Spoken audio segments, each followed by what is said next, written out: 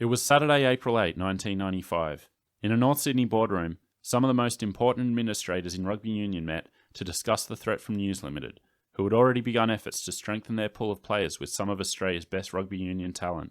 With other market forces at work across the world, and on the eve of a World Cup in South Africa, which presented an unprecedented opportunity, it was clear that drastic action was needed. The following Wednesday, the New South Wales and Queensland rugby unions issued a press release confirming their stance. Amateurism as a concept is outmoded and should be dispensed with in the modern game, wrote New South Wales Rugby Union Chairman Ian Ferrier. It was the opening salve in a series of events which would see rugby union across the world abandon a century-old amateur tradition and embrace open professionalism. This is The World in Union, the 18th chapter in the Rugby League Digest in-depth investigation of the Super League War.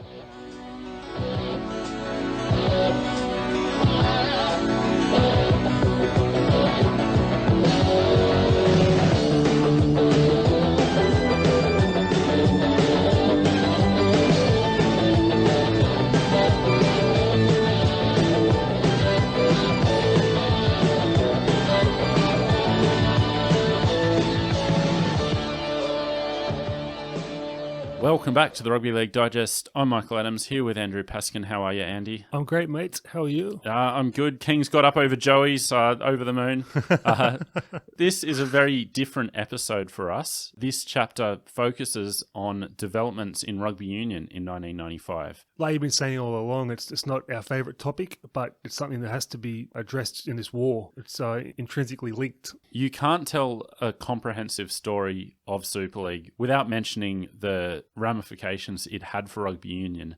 And then when you look at how the two codes fared over the next few years and the existential threat that rugby union posed to rugby league at the turn of the century, it's critical to discuss this aspect of the war. Well, I'm sure we'll get into it, but it's worth saying up top that they were neck and neck at that point, the codes in Australia. Yeah, so we'll discuss that at the end. Up front, we've actually got a few rugby union listeners who, for some reason, put up with our constant trashing of the game.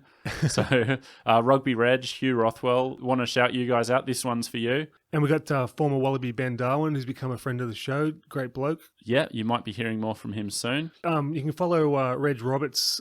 He's on the Green and Gold Rugby podcast. I think it's greenandgoldrugby.com. Yeah, we are a rugby league show, so this story is being told through the prism of rugby league. So if you're wanting the definitive account of what happened in rugby union in 1995, this isn't it, but we're going to do our best to go through all the ins and outs, but focus on the effect they had on rugby league. And the place I want to start this is not with rugby union, but the general air of, in my notes, I've called it the Murdoch spring, that the events of Super League, all these other sports suddenly saw this opportunity to change everything and get a slice of that Murdoch pie. It made me laugh about some of the sports that were trying to cash in. So just a short run through. And in most cases, I haven't actually gone to the length of seeing which ones got up. But basically any sport in 1995, there's a story about it somewhere going, ping pong is poised to create a world super league of ping pong. Every sport has this happening. Surfing was one of the big ones. That to me was the funniest because any sport where it's got judging, where you have to do tricks, to me that's not a sport, it's a hobby. And especially because the surfing mentality is all about just being in the water and riding waves. And the idea of performing tricks for three judges. So the funny thing is surfing was one of the things that did get up, and there were major changes and more extensive TV coverage of surfing in the wake of putting together a deal. Other sports to try it were tennis, cricket, even AFL talking about a potential Super League. Well, tennis went on with it, sort of. And the funny thing is with all of these, and I'll read this quote from the tennis side of things, someone from the International Tennis Federation said, "It's not meant to be some sort of rebel tour. It would be the establishment trying to improve the system using Murdoch's money and influence." And that is basically the case with all of these sports. It wasn't News Limited coming to them and trying to get a breakaway. It was the establishments of these organisations. Do you mean to say the organisations looked at the long-term future of their sport and thought, how can we improve this? And this is the important thing to note about rugby union. The main battle in this chapter is ostensibly the war between News Limited and the World Rugby Corporation for control of rugby union worldwide. But it wasn't a rebel thing. It was the establishment going to News Limited and basically selling a Super League to them. So basically every sport in the world thought this is a good opportunity except for one. And again, Rugby League did do it, but it took outsiders. It took Brisbane to go to News Limited with a plan. I think we can safely say that, especially in that era, that the rugby union administration was ahead of the curve on rugby league. They seized an opportunity and went for it, Yeah. whereas Rugby League sat on their hands for decades Yeah. and almost paid the ultimate price, which, we'll touch on at the end.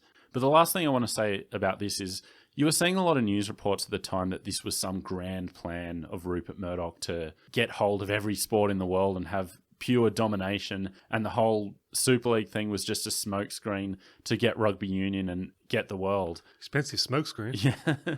But in every case, Super League included, it was sporting bodies or people within the sport going to them.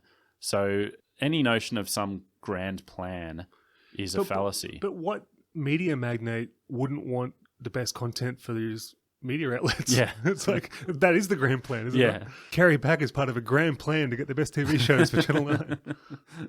So let's get into the union context. And as soon as Super League broke, it became a real threat to rugby union. And people within the game were very worried about the ramifications for their sport if they didn't make a change. Such a precarious position for them, the early 90s, where the sham of amateurism was still hanging around, sort of going, and then rugby league's full steam ahead on the here's money for everybody. And that notion, here's money for everybody, that was at the heart of it. So in the early days after April 1, rugby union figures were being linked every day to going to Super League. So Jason Little and Tim Horan, who were the Australian centres at the time, they were written about as already signed. That was up there with the CEO of Super League, fait accompli. Is that Yeah, one? yeah. I thought that's a guarantee, Yeah. Jason Little. Yeah, it was just talked about openly. And the same with all their other key stars. Well, Joe Roth in Canberra, I remember that one because he's a Canberra boy that was like, yeah, he'll be there for sure. Yeah. Local junior. There was a lot of talk about the All Blacks going to league as well. And almost immediately, Super League were reaching out to try to sign some of the best rugby union talent. So it was a real threat, and rugby union saw it that way. And the other aspect of it was, as we've talked about in chapters in the past, potential merging of the two codes, which at that point in time, and to some extent even to this day, you don't need much to get all these rumours going that they're merging the codes. Rugby league fans are like a talkback caller to Alan Jones when that gets mentioned. It just riles everybody right up. But it's never going to happen. But there was a lot of talk at this time that it was going to happen. It was almost a fait accompli discussion about that.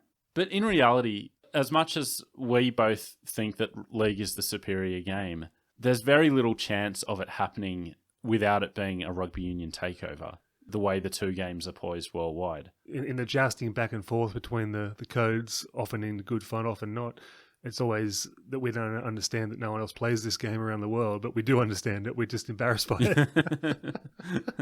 I hated reading this in Peter Fitzsimons' book, The Rugby War. Ugh.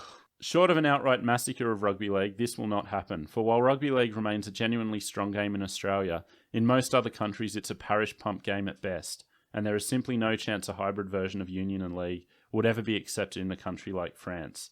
See, he is 100% right with that.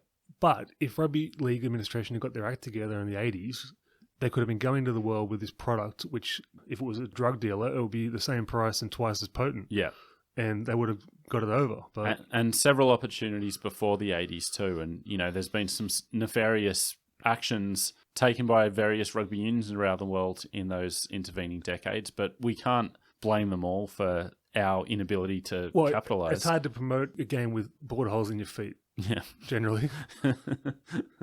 But if Union were going to capitalise on the opportunity that was presented, they had to turn their backs on something that had been the bedrock of rugby union as a game, more than a game, as a concept, which was amateurism. So I wanted to break that down by looking at the history of amateurism and give the historical context and then look at where it was in 1995. I want to say at the outset that we're standing on the shoulders of giants here with people like Tony Collins, who have written so long and so brilliantly about this subject. There's been so many journal articles, books written about the subject of amateurism, particularly in relation to the 1895 split and class relations in the UK around that time. So this isn't a history of amateurism. I'd encourage everyone to seek out books like Tony Collins' Rugby's Great Split. Another book, Barbarians, Gentlemen and Players by Eric Dunning and Kenneth Sheard. And as I said, countless journal articles. I think this topic has had more academic investigation than anything else to do with either code. My personal view on amateurism is I love it as a pure ideal. It's just the phoniness of it which upset me. But if it was still going and it was legitimate, I'd support it. Yeah, exactly. And I guess that's the point that I want to make with this historical context. You almost said horrific. Is that it was always a phony ideal. And it's hard to refute the charge that I'm cherry-picking the literature to make my point. My only defense for that is that it's not servicing a personal agenda, but rather the story that I'm telling here, although admittedly there is a personal agenda as well. First time I remember learning about it was My Game, Your Game, Campese and Meninga's book. And then Campese, wink, wink, nodding about his Italian rugby contracts and making all this money. I'm thinking, why don't I just pay him for playing rugby? Yeah. So you have to think of amateurism as a particularly Victorian ideal. I mean, the Queen, not the state. So it was born out of this era and this ethos. So obviously rugby union came to prominence through the public schools of England, particularly the rugby school. And so it already had an upper middle class bent to it. Public school over there meaning private school. Yeah, exactly. And again, I'm not going into the history in depth, but there's all these concepts emerging outside of sport and in society at the time that go into this amateurism ideal, this idea of muscular Christianity and all these very, very interesting topics that we don't have time to get into. But terms like it's not cricket, that comes out of this Victorian ideal of, the game's the thing and all this, which even at the time was like bullshit. I do like the gentlemanly ideal though, but it's more like an exclusionary class weapon. Exactly. And so this didn't really become a problem until the working class started to get more and more involved in playing rugby union. So through the 1870s, there was a big pickup of the game in the north, in Yorkshire and Lancashire. So this was a thing where class distinctions weren't as big a thing as they were in the south. And you had teams forming from factories and pubs and churches and melding in with the public school kids with less friction than there was in the south. And with that came different attitudes to things like charging for admission and all these other things that would become a point of contention later on. And as the century wore on, the game became more popular in the north and more people were playing at a high level to the point where they were getting into the English team and, representative teams. And the power brokers in the south could no longer ignore this different sort of person who was playing the game. It's so funny that you're trying to exclude the very people that the game's built for, tough, robust men. Yeah. And all this was taking place in the wider context of a growing conflict in society as the working classes were being reawakened from what Max Engels described as 40 years of slumber. There was a growing class consciousness and more conflict and uprisings and that sort of thing in society. So you had strikes and demonstrations, and then, there were players taking part in these strikes and local clubs getting together to, raise money for people on strike and that sort of thing. So all this class conflict was going on as the Northern Rugby Union were increasingly butting heads with the South over rugby matters as well. So it seems unlikely that this was all a coincidence, that it was all coming together at this point in time. Yeah, absolutely. And because of this, you're seeing all this phony paternalism from the administrators in the South. Comments like this from a man named Frank Marshall. I look upon rugby for the working man much as I regard the same game for my boys at school. These childlike northerners. Yeah, exactly. There was just this constant condescension towards the northern players and the immediately stamping out any of the ideas of broken time, payment for lost work, which was obviously the crux of the split in 1895. So this comment from Arthur Budd, the head of the rugby union, typifies the attitude. The answer then to those who urge that the working man ought to be compensated for loss of time incurred by his recreation is that if he cannot afford the leisure to play a game, he must do without it. What would happen if stockbrokers wanted compensation for loss of time? Compensation commensurate with earnings would create a scandal. AB, the stockbroker, has therefore to stop at home at his desk because he cannot afford to play, but CD, the working man, is allowed his outing and compensation for leaving work. And it was viewed as this working class vice that... Way to promote the game. And any idea of being paid to play was viewed as leading to, and this is a quote, corruptibility, disrepute, and sometimes absolute decay. But the thing about it is, it was bullshit then. Amateurism was a malleable virtue. I'll just read this quote from the book Barbarians, Gentlemen and Players. Prior to the 1880s, the amateur ethos existed in a relatively inchoate form. It was, that is, an amorphous, loosely articulated set of values regarding the functions of sport and the standards believed necessary for their realization. However, with the threat posed by incipient professionalization in the North, the amateur ethos began to crystallize as a highly specific, elaborate, and articulate ideology. So it was actually in the MCC's rules that payment for expenses was allowed, and that was essentially what the North were arguing for. But suddenly, when it was coming from this section, it was, oh no, we can't have that. Absolutely. It's always rubbed me the wrong way, like elitism, but like reading your notes has really clarified how much classism has had an effect on society. Yeah. I mean, I was in London in the early 2000s and it was prevalent then. We're very lucky in this country to be reasonably flat. Yeah. Like there's a clear divide over there. No good. And it's not something, especially at this time, that you could easily, go up or down. No, there was no relegation and promotion then.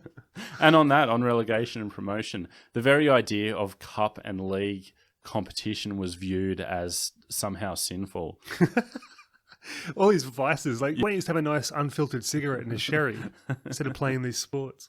So if we look at the path to professionalism in the 1890s, there were a few different arguments being made. One of them was for the broken time payments, and that is, the reason we're here in this room talking about rugby league is because in 1895, the Northern Rugby Union split over the idea of broken time payment. But there were people at that same time arguing for open professionalism, saying, well, people are willing to pay to come to the grounds. It's fair that the players get some of that payment. This argument persisted for 100 years, this idea of the social decay that would be caused by professionalism in sport. And for that length of time, soccer was used as the example that it would lead to hooliganism and all the rest of it. There is an argument that has happened, though. You got the pokies, you got the gambling, the cigarette sponsorship. It's quite decaying. Yeah, there's a lot to that, but I guess the problem is when it's these people who are already upper class, not even working good jobs, they were gentlemen, half of them didn't have to work. Well, that's what annoys me the most, this idea that rich benefactors prop up small clubs for a hobby of some rich gentleman so he can maintain his place on the social hierarchy. Like that is the most annoying part. Yeah. And it still happens in Sydney club rugby. Yeah, exactly. But, I mean, it is disingenuous to say that these were all poor mill workers and miners who just wanted payment for having to, travel to St. Helens on a Saturday afternoon. Because, as I said, there were people arguing for open professionalism. But the third argument was people saying, who are we kidding? We know people are getting paid, so let's just be honest about it. It took 100 years to sort it out. So that idea of shamateurism was prevalent even then. This was happening in the 1870s with rumours going around that Yorkshire had a paid man in their ranks. But it was happening in the South as well. And this is a letter to the editor in 1906, written by the boss of Warrington, by then a rugby league club. So this was written in the Daily Mail. After the scathing criticisms of the Northern Union which have appeared from time to time in your paper, will you kindly permit me, as a one-time member of the Lancashire County Rugby Union Committee, and as one of the founders of the Northern Union, to make a few comments on what occurred at the special meeting of the Rugby Union this week. I have the greatest respect for my old acquaintance. I won't presume to call him friend, Mr. Rowland Hill, but there are none so blind as those who will not see. If he will not acknowledge that professionalism has inserted even the thin edge of the wedge into the rugby union game, he evidently believes that we foolish boys who revolted from the rugby union 10 years ago left the parent body absolutely pure, and that they have maintained that purity ever since. Go to. The officials of the Northern Union clubs could tell some queer stories of what prominent rugby union clubs are paying their players and the difficulty there is in inducing them to come into the fold of the Northern Union in consequence. Now we have the opinion of J.F. Byrne, the old Moseley and county fullback, I presume. He says a large amount of veiled professionalism undoubtedly exists in the rugby union, and that was worse than actual professionalism. Exactly so, and the same remarks apply to 10 years ago. This is the chief reason why we, as men who like to do things above board, seceded from the rugby union. Scathing. How good is that writing? Like, this is a rugby league guy, sounds like Shakespeare back then. Compare it to now. Go to. That's the best. But it's important to put that in just as an example of the hypocrisy and the way the Northern Union people thought that they had been treated when they could see what was going on from the other side. Incredible, isn't it? And so that's something that persisted for the next century.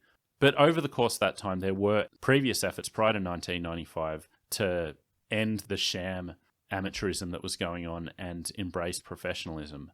Again, they were met with the moralistic argument that, look what's happening with the hooligans in soccer. We can't go down that path. We have to stay pure. Was hooliganism that far back? Yeah, I know. It's weird, but... So they've been that idiotic for that long? Yeah.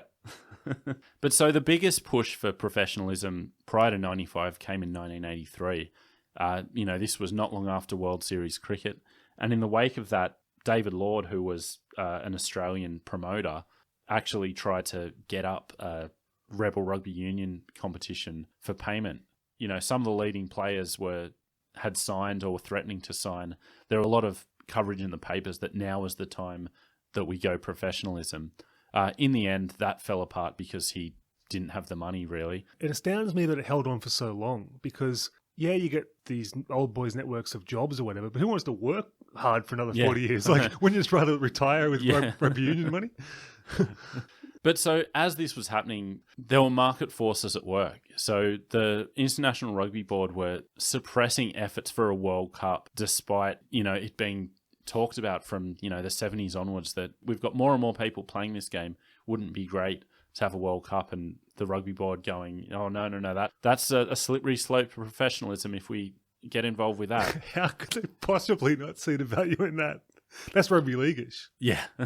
So the first Rugby Union World Cup was in 1987, and the wheels were basically set in motion from that point on. Suddenly you had more and more endorsements in the game, more and more money was coming in. You had in England Twickenham having this, major cash injection for a renovation, and it became a place where they needed to host more and more games. So suddenly the idea that they could cling on to this old school ties and, just this gentlemanly game, it was at odds with everything that was happening with the game around the world. You can't have full stadiums and then not have player payments. Simple as that. But the reality of it's completely different as far as the slippery slope, because you listen to college basketball match fixing stories. The way they get to them is like, well, they fill this arena up every week. Yeah. You don't get a dime. Yeah. Here's 10,000, shave some points. Yeah, exactly. And that's why they all do it. Yeah. If they were getting paid $200,000 a year, they'd be like, no, thanks. And I mean, they're getting titles stripped for accepting like a jacket. Yeah. It's like... So, I mean, like, that's what creates a slippery slope. Yeah, exactly. To hooliganism. And so, entering the 90s, rugby union was big business, but this shamateurism was still ongoing. When they finally did announce that they were going professional, Jack Gibson had the quote, "I see where rugby union is going professional. All that means is that they've decided to pay tax." Is there anybody in our game who can turn a phrase like Jack Gibson? I love the guy. He would have been a great comedian. Yeah. And I remember as a kid, like my dad telling me about brown paper bags and all that sort of thing, like in reference to rugby union. And I didn't quite understand, like, why are they getting paid in paper bags? Yeah, it's hard to understand when you're a kid. Just why would they bother? Yeah. And obviously, you mentioned it at the start, but the David Campese playing for Riches in Italy is the one that gets talked about a lot. And he was pretty open about that. And by the 90s, everyone was open about it. It was an open secret that players were getting paid for games. So it became beyond a sham to continue with it. As is the oft-repeated trope in the Super League war, they're just looking after their families. You can't blame the players. I don't blame the players. No. Why wouldn't you want to have some Laurie Nash? Well, the one counter to that, I would argue, is my next point, which is the fact that the players would hold up, this virtue of amateurism and, we play for the game. While at the same time, regardless of the brown paper bags and the rest of it, most of them were private school educated. I'm talking about the Australian sense of private school now. Private school educated, so already had that advantage.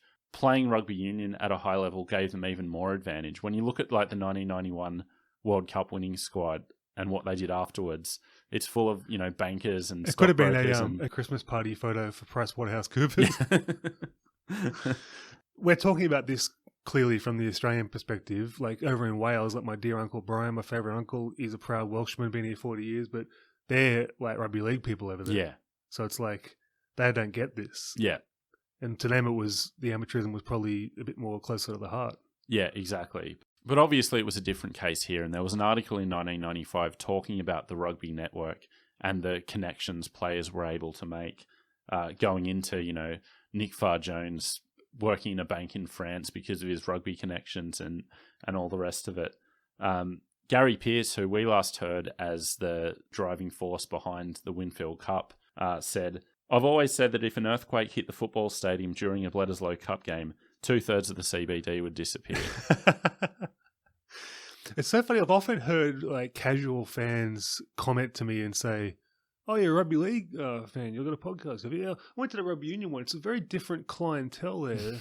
People wearing suits there, and it's still this snooty attitude. Yeah. So there's 4,000 of them for a start. But because I used to work at a pub near the SFS, and the rugby union crowd was so different to the league crowd. Yeah. For a start, like the whole place was stunk out with cigars. The most ungodly affectation. But this is what gets me about the rugby union crowd, this phony morality they could hold up because of this amateurism that was all bullshit anyway. Yeah. So in Peter Fitzsimons' book, The Rugby War, in the purest of amateur days, union administrators steered by the star of how do we get as many bums in muddy shorts as possible, while the league administrators always set their compass by the shining star of how can we generate as much money as possible. Well, I failed at that. That's for sure. And David Campese coming out and saying that obviously the money's a bonus, but I'd hate to see guys stay in rugby because of the money and not because they enjoy it. We've been loyal for years. The reason why they're doing that in league is the players just go for the money. They don't really care. There's no such thing as loyalty. And that was the way the threat of professionalism was viewed. Like a lot of players, even people who were in favour of professionalism in some kind, like Michael Liner, talking about something's got to change, it's inevitable, but going on about the special character of rugby union and we can't lose, as he says, its ambience and feel that we all love about it. So as we got to 1995 and Super League, that air of inevitability was everywhere and there was no escaping it. That rugby union administrators realised that in all purposes weren't amateur anyway, so they had to go full on with professionalism and avoid losing the best players in their game. It must have been delightful, the public acknowledgement at the time, if you're old enough to enjoy it. Yeah. You know what I mean? These high and mighty amateurism proponents going, well, actually, we've kind of been professional the whole time. And so this war's decimated league. It's done a whole lot of benefit for rugby union players in this country, but in a way, it's decimated union too. Well, let's save that for the end because I do want to go into that. They had it very good for a while, and it all came out of this. And so, as I mentioned in my opening monologue, it was a meeting of the key figures in rugby union exactly a week after April Fool's Day that everything was put into place. And what I want to say to start this section off is that there were many other forces at work across the world in pushing union towards professionalism. And this probably wasn't even the most influential. I'd say the World Cup, coming into the World Cup in South Africa, that probably had more of a worldwide influence than Super League. Talk about a promoter's dream. But it was this meeting, and it was Super League that precipitated it, that really set the wheels in motion. So, think of it like World War I. The war was happening regardless of Franz Ferdinand, but it was that assassination that set everything off.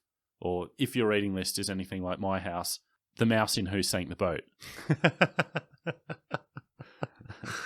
And from that first meeting, the goal was always skewed towards TV and in particular Rupert Murdoch. So when the announcement was made on the Wednesday, the former Australian coach David Brockhoff said, "What should happen now is that a consortium of rugby presidents from all the countries go straight to News Limited and sell the television rights of the game."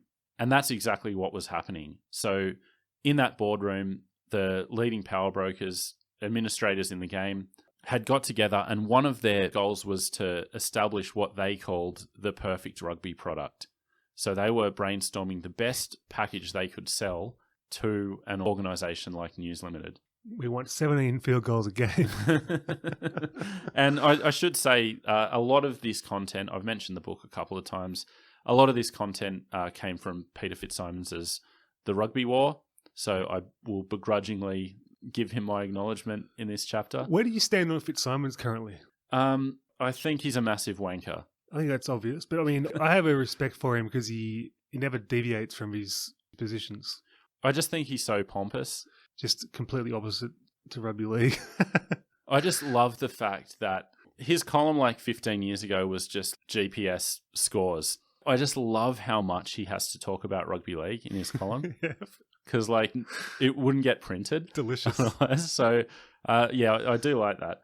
And so one of the key figures in that meeting was Simon Poitevin, who, like everyone else in rugby union, was keenly anticipating this global event that was going to bring rugby together. I'm talking, of course, about that year's Hong Kong Sevens. I used to think about that and go, Hong Kong? They can't be that into whatever they can. I didn't realise of the expat community and whatever and the finance and stuff. But it just blew me away. It was like cricket in UAE. Yeah. I never got it, you know. But he saw the writing on the wall and thought, well, instead of us trying to beat Rupert Murdoch, beat rugby league, why don't we go to News Limited and see if we can do something, you know, based on the fact that we've got a much bigger global reach than rugby league. Surely we have something that we could sell to them. And in fact, that meeting in April wasn't the first time that Simon Poitevin had thought of the connection between rugby union and Rupert Murdoch. So in March, he'd approached his friend Ian Frickberg with this idea of selling rugby union to News Limited. So this was before Super League had gone public, before rugby union had gone public with professionalism. You know, he was saying, we can do this. So it was clear that, you know, the storm was coming in. It wasn't just Super League that was going to send them professional. To quote an old law phrase, there's a whale in the bay. But I don't really remember the rugby union landscape in Australia. Was it pre-Super 12? Yes, so Super 12, and we're going to get to this, Super 12 came out of all this. Yeah, that's what but there was a precursor called Super 10. So don't remember it. Yeah, so it was a much lesser thing. It basically had teams from Australia, New Zealand, South Africa. There were also, I think, like Western Samoa.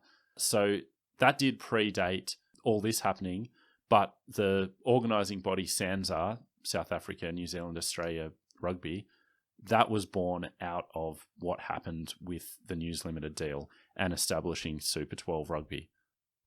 So after announcing their own professionalism, they encouraged the rest of the world to get on board, met with resistance in the Northern Hemisphere, but also an acknowledgement that it was probably all going to happen. But the next International Rugby Board meeting wasn't until August. So there wasn't going to be any worldwide announcement until at least then. In the meantime, you had this World Cup that was going to be played. So it was all steam ahead in Australia and New Zealand, but in the Northern Hemisphere, it was still this holding pattern of seeing how it was all going to play out. And that led to some frustration from figures in English rugby union in particular. So Will Carling, famous paramour of Princess Di, he was, you know, open in saying, we all know money's in the game, so like, what are we doing here? Remember he was a big name at one point, yeah.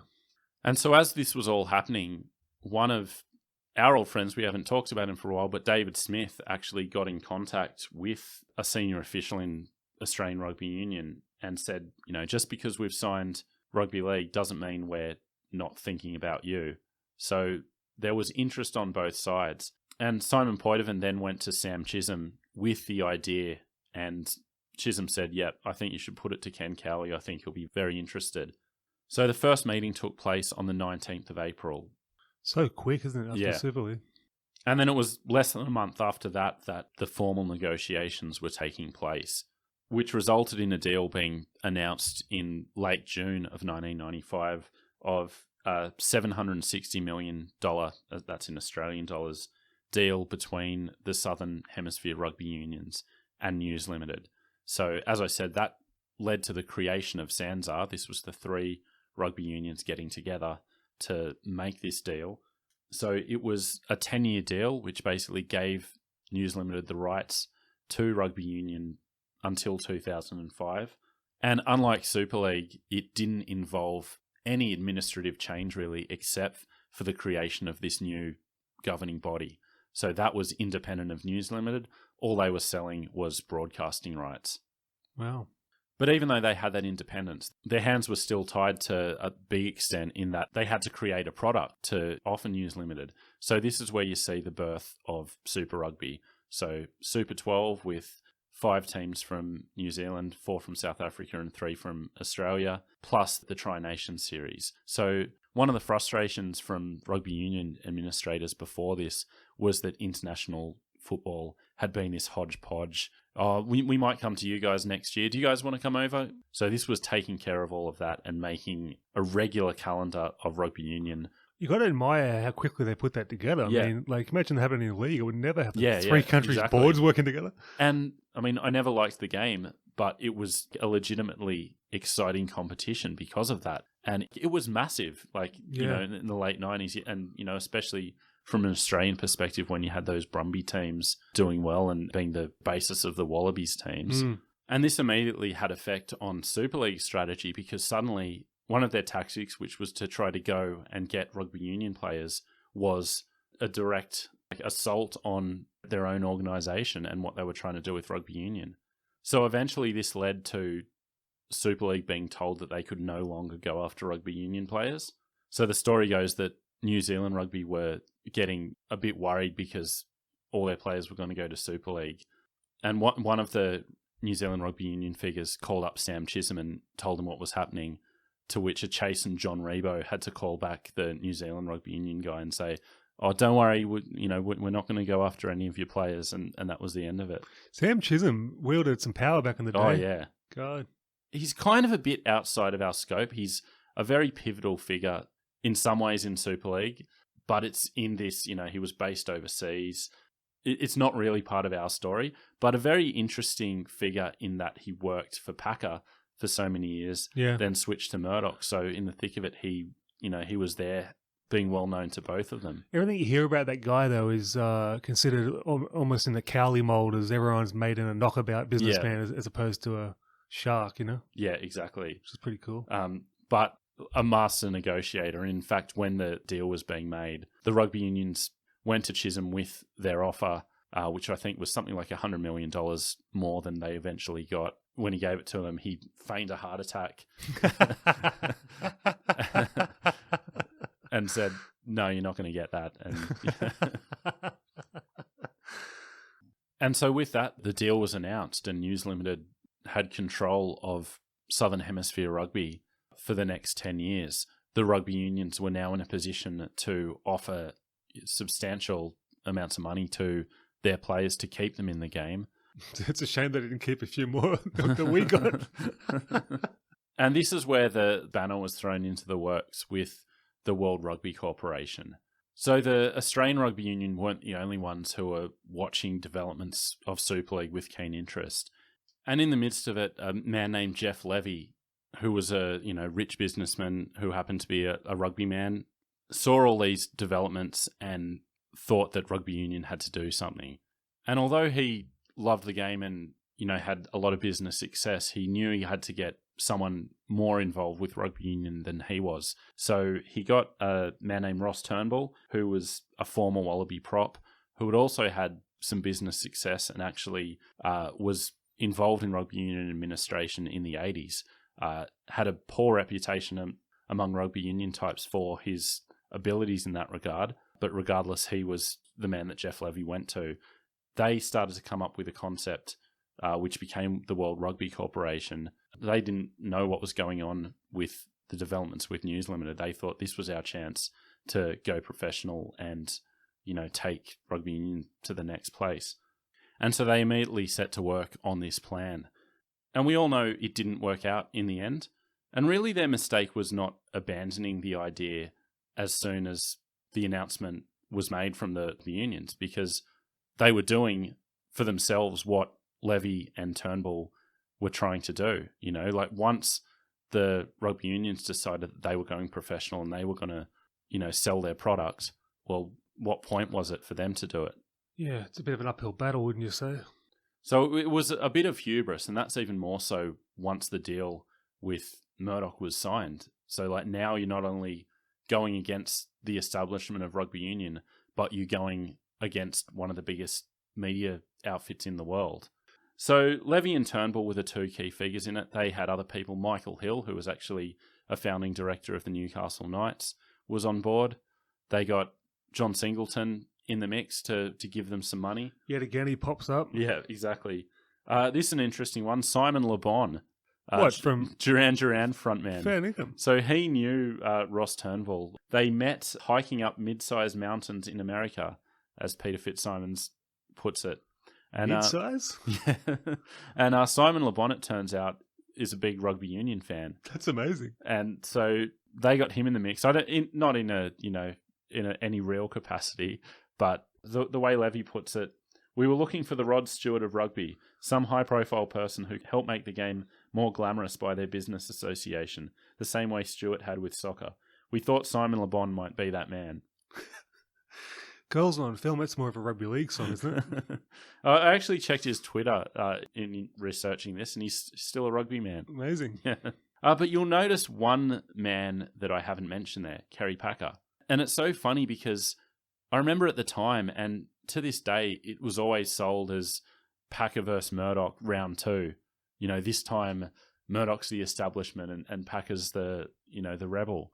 But his actual involvement was so late into the game and eventually so minor that once again, the narrative that's been driven doesn't really reflect what was actually happening. From a practical sense, the Packer side of things was saying, well, we are in the midst of this other war. We don't really want to get involved in this right now. We'll get involved as long as it's, has establishment backing. We're not really interested in starting a war. So the war was started. Packer eventually threw in some money. So he was a financial backer. But just like with Super League, his heart was never really in it. Mm. And just like with Super League, he sent James in to do, any day-to-day action that needed to be taken. But from the moment his name was actually linked to the WRC, it was framed in the media, Murdoch versus Packer, and you never heard about these other guys or anyone else involved. It was just the, Packers rugby rebellion. Still, the narrative is lasted the test of time. So I sold a lot of papers back then, still selling books now. Yeah. So a lot of the action was to take place at the World Cup. So Australia and New Zealand actually went to South Africa on the same plane. And, some of the officials there had to get together and say, something's going on, Turnbull's in the mix. Just be wary of your players. And at this point, News Limited found out about what was happening with the World Rugby Corporation in one of the most unlikely of sources, Michael O'Connor. So O'Connor was there in South Africa on behalf of Super League, as their, ace negotiator. / insult comic. So he was there to try to sign up whatever players he could to Super League. And while he was there, he met with a South African player to, ask about, the chances of bringing him over. And the South African player let slip that something was happening, and it wasn't this Sanzar deal, it was something else, and found out about the WRC that way. John Rebos called him up and said, what's going on? Is the ARL there too? Are they signing players? And O'Connor said, don't worry about the ARL. There's something bigger happening. At that point, he was summoned to the boardroom with Rupert Murdoch and had to give his report on what he'd learned over there. Yeah, there you go. And the big talking point was that Francois Pienaar, who was famously played by Matt Damon in the movie Invictus, he was the South African captain. Same height or? So seen as a real hero of South African rugby. He was in the thick of it. So he was the key contact for the WRC in South Africa. He'd signed and was basically driving all the South African players to sign along with him. And at this meeting, O'Connor mentioned the Pienaar connection, and Sam Chisholm actually shot him down and said, I've spoken to him. No, this is baseless. I don't think you know what you're talking about. To which O'Connor blurted out, Pienaar's a double agent.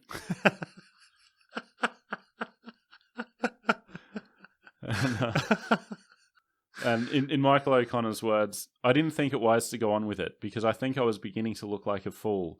So Rupert Murdoch and the others in the room listened, and then, O'Connor was, asked to leave the meeting so they could get on with the rest of the agenda. But his mail was right. Pienaar was heavily involved. Vindication. Yeah, vindication.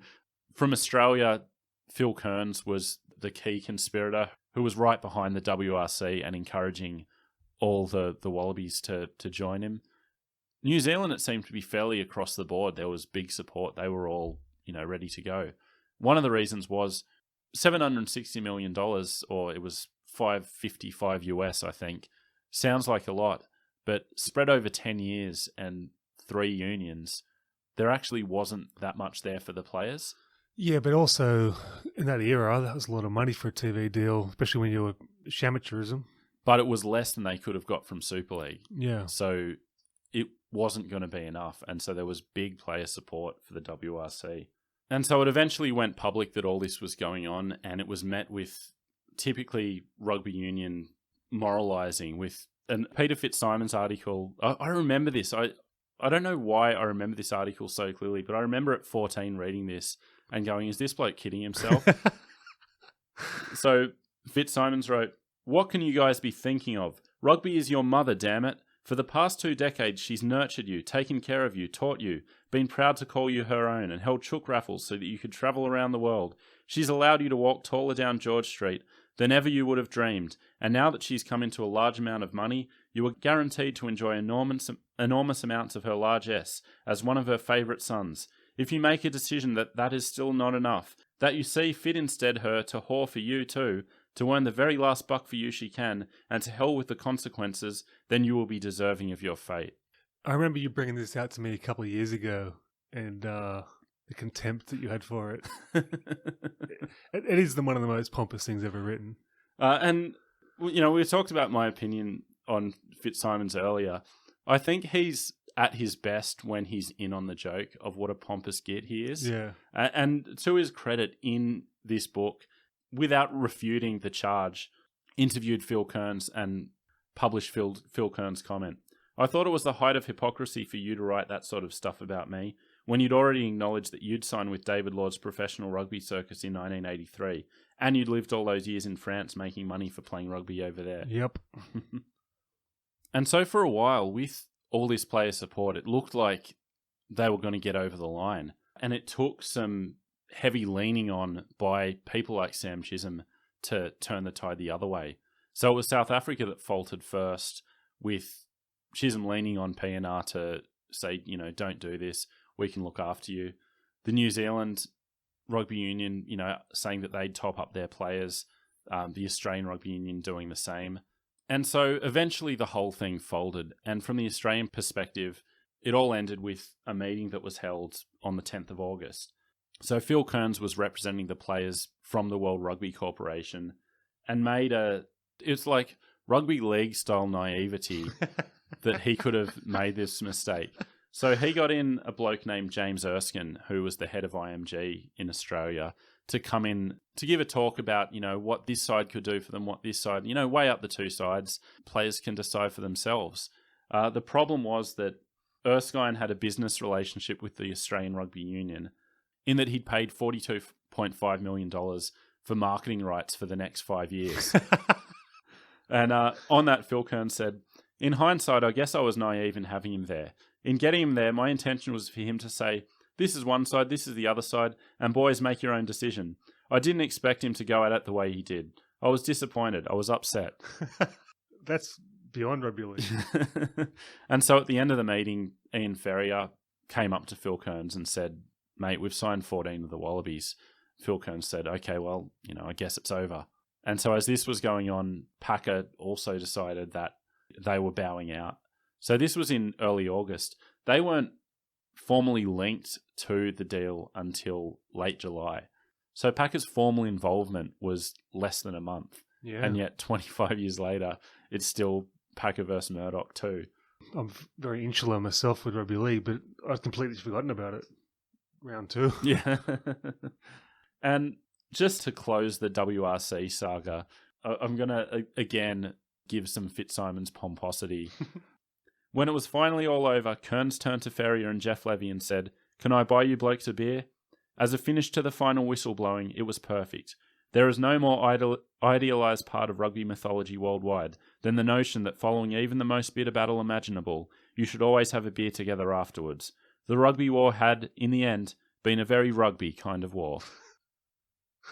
So with that, with the WRC crushed, with professionalism ratified among the Australian rugby unions, with SANZARD formed with a rich media deal in place, the last hurdle was the International Rugby Board and whether this would be a worldwide thing and a complete new era. And realistically, when they met in August, there was little choice. And there was a tinge of regret to their decision even as they were making it. So in the official report, they said, the concept of amateurism as a central philosophy of the game is redundant. Many may regret its passing, but its resurrection is not possible. Nick Farr-Jones was there and said it was like they were attending their own funeral, the way they carried themselves at the meeting. And a Daily Mail report wrote, some of the officials announcing the birth of professional rugby union did so with the shamefaced expressions of men who just surrendered to the Nazis, which is weird because, as we all know, rugby union men's response to Nazis isn't surrender, but collaboration. We've beat that one to within an inch of its life, that story. I love it. So that was the last step. Rugby union was now officially professionalism. And let's talk about it now, where those two games entered a new century on the back of all this. Well, back to the earlier comment on the admiration for how quickly they got things going. This is what a Super League really was looking to do, because the first half of last 25 years, Super Rugby was super strong until a lot of wrong turns, right? So what did they have? They had a completely new competition, completely new sides, 3 continents, and it worked. There was no tribalism to go off, and it still worked. So if Super League had got up, maybe that would have worked for League. Maybe not as well, but I think one of the models we talked about was having the existing clubs remaining in a, we even talked about it as a shoot shield style thing. And I think that's some way you could have retained the tribalism while also having the shiny new product. Well, they did that sort of, but they barely played for the clubs, did they? They were sort of like figureheads. Yeah, and I mean, the same thing would have happened with rugby league eventually. Yeah, well, I mean, we've got the feeder system now, so it could have worked, I suppose. Yeah. My preference in the models would have been a clean break, but yeah, I can see the benefits of that. And given the feeder system now, it would have worked quite well. And the other thing that you saw at this point was the player drain going the other way, where you did still have a couple of players coming over. So Tian Strauss from South Africa played for Cronulla in Super League and into 98. But basically from this point on, all the player movement was the other way. It was heartbreaking at the time. And it was, as I said at the start, it was an existential threat. With the reformation of rugby league in 98, do you remember how bad it was? Yeah, and I can remember when Saylor and Matt Rogers went, thought, oh, that's bad. And Takiri went, he was the rising star. I was like, oh no. But the Joey prolonged decision about whether he was going to go, that was, I was like staying up at night. Like that could have swung the balance to rugby union, and I'm dead serious. Yeah. And it all comes back to Super League. The Super League deals were ending. The salary cap was enforced. Suddenly, if you wanted big money, that was where you went. We reap what we sowed, though, from the 80s, so they owed us a few, but the Joey one Yeah. could have ended us. They were flying high in 99. And at the same time, like, I didn't like the game, so I wasn't watching Super Rugby, but I could tell that it was cool. It was this cool thing that was happening. It was new, and that's what Super League was trying to do. Yeah. And it was, 12 teams, best of the best. Meanwhile, like, it seemed like every week in that period, I was watching, like, the Northern Eagles versus the Aussie Male Raiders. Yeah. Like, these terrible jerseys, these rubbish teams. Yeah. I swear every weekend that was the fixture. Sometimes the game just has a stale feel or a dirty feel. Yeah. And League had that stain on it then, and that was shiny and new, the Yeah. Union. But the game wasn't as unwatchable then either. Back to the mid-90s, it was quite similar to League. Yeah. There was the running rugby in inverted commas I'm doing here for listeners.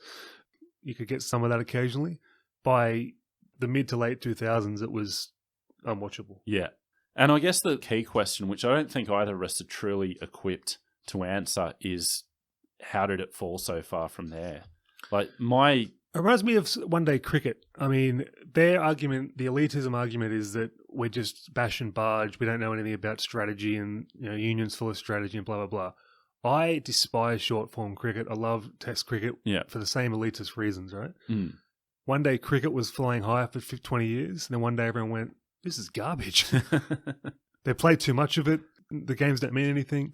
That was the biggest thing. The games don't mean anything. It becomes inconsequential. Well, too many teams, I think, really hurt them. Too many. I think they killed the golden goose. Like, they had this perfect thing. They went to 14, then 16. Now I think they're up to 18, or did they go back? I don't know. No one cares. No, it's just fallen so far off the radar. We can see everything happening with the media deals at the moment. I think you've hit the nail on the head. I think the expansion, they had the Super League and it was working. Yeah. And they went, how can we rugby league this up a bit? But yeah, I really want to get some more insight on this from people who maybe know more about it than us. So any rugby union fans or, people who've watched this play out, what do you think? Where did it all go wrong?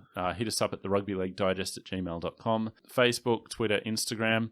Book plug this week. I'm going to give it to Fitz. The Rugby War.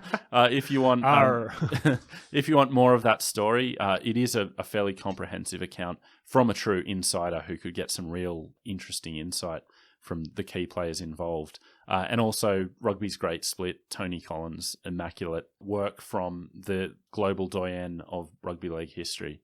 Also, I want to plug my own personal comedy Twitter at Andy Paskin Comic. It's just me mouthing off, basically. Last thing, we've still got our mailbag episode to come. So awesome questions so far. Yeah, we've got some really great stuff, but would love thing more. Again, we don't want to spoil the rest of the war. So if your question is Super League specific, try to keep it to stuff we've covered or stuff that's happening in 1995. Short answer is it was all about pay TV, mate. But please keep those questions coming. So thanks for listening, and we will speak to you soon. Take care.